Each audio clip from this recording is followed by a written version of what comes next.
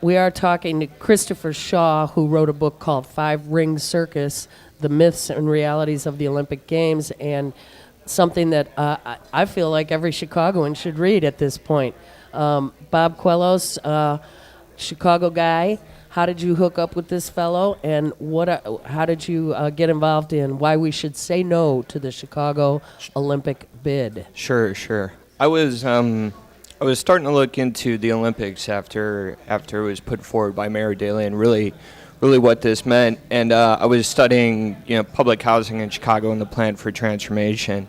And when I looked at the plan for the Olympics, it basically coincides in large part with the plan for transformation. What I mean is that the plan for transformation was the knocking down of public housing, basically from Michael Reese down south, Robert Taylor, I think his Stateway Gardens.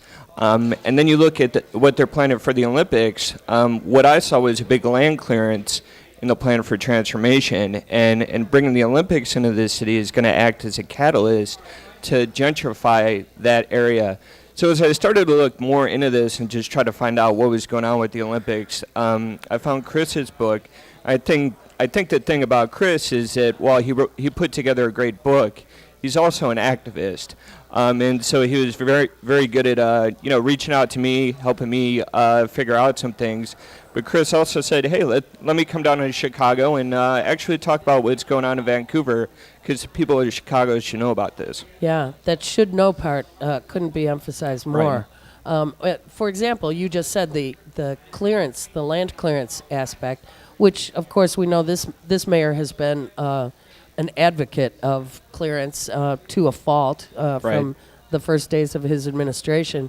Unfortunately, he had a lot to clean up due to his own father's mistakes in terms of building high-rise housing projects that warehoused people instead of nourished them and gave them a place to grow and gracefully. But in Chris's book, not only do you deal with that, but you also deal with the notion that the games also displace the poor and homeless worse. They actually do. They have a very dramatic negative impact on the poor and homeless. Just going back to the last couple of games, in China, in Beijing, about 1.5 million people or more were displaced from some of the poorer neighborhoods. Seoul, Korea, something like 70,000 people. It's a feature of every Olympic city. And in Vancouver, your listeners may not know this, but Vancouver actually has one of the highest rates of homelessness and poverty in North America. We have 3,000 homeless people living on our streets. When the Olympic bid was first announced, we only had about 500. Now we have 3,000, many of them young, most of them Aboriginal, and living in an area of Vancouver called Downtown East Side, which is probably the most ghastly poverty you would find outside of the third world. And all that's happening there is they're being moved along. The city government and the provincial government have passed legislation to basically criminalize being poor. It's now a crime to sleep on the streets. It's now a crime to sleep in the parks. It's now a crime to try and lie down on a bench, a city bench. And these are all recent criminalizations. These are recent criminalizations that actually follow a pattern that we've seen in other Olympic cities. Atlanta passed the same sort of legislation in before their games. And we know what happened in Atlanta. 30,000 people in Atlanta were displaced, most of them poor, most of them black. 9,000 mostly black Americans were either put in jail or given one-way bus tickets out of the city so that the tourists wouldn't have to look at the homelessness in the streets of Atlanta. We're following down the same path. The city council has now decided that they've instructed the police to actively move the homeless along, to kind of push them out of the city as much as they can. This is the Vancouver City Council. This is the Vancouver City Council. So the attacks on the homelessness have increased. The police will go up. They'll roust people out in the middle of the night. They'll throw them in jail. They do something called red zoning.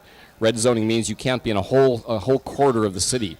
And if you are, you get a fine. These people can't afford to pay fines. They get their belongings confiscated, and they're being asked to leave the city.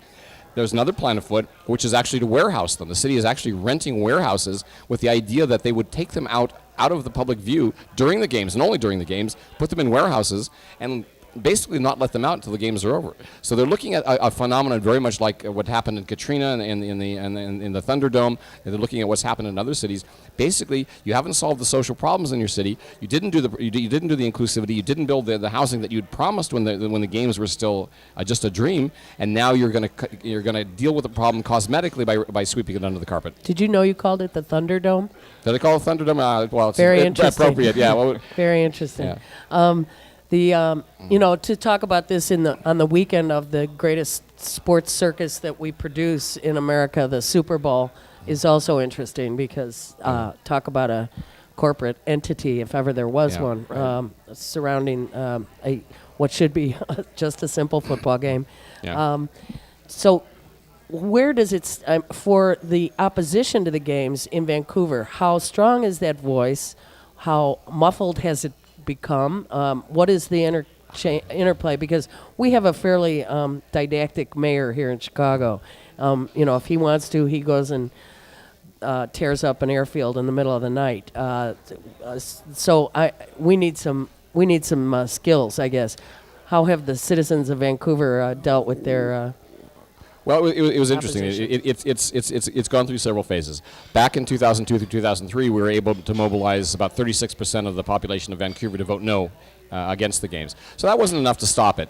And then there was a kind of a quiet period when people kind of get used to the idea the games are coming. They're apathetic. They know they can't stop it. And then what remarkably happened in Vancouver is a lot of groups based on kind of native communities and based on some of the anti-poverty activists started to reorganize and refocus their efforts on stopping the games and on building a convergence. And so over the last year, we've seen a remarkable collection of groups come together. And the opposition in Vancouver is actually remarkably energized. And we've actually called for a convergence in Vancouver to meet the IOC in the streets in demonstrations to show them that not everyone in Vancouver likes it, that we're going to oppose it, we're going to oppose what's happened to the poor, the homeless, the Aboriginal communities, and that the gentrification of our city and for a 17-day party is just not on. And we are going to be the hard rock of opposition to the IOC in Vancouver in 2010.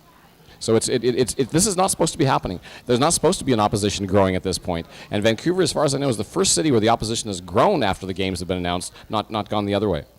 Well, that's very interesting to us this far out from our own bid, our city's bid, which has been just moving full steam ahead. Bob, have you faced the Olympic Committee of Chicago yourself yet, or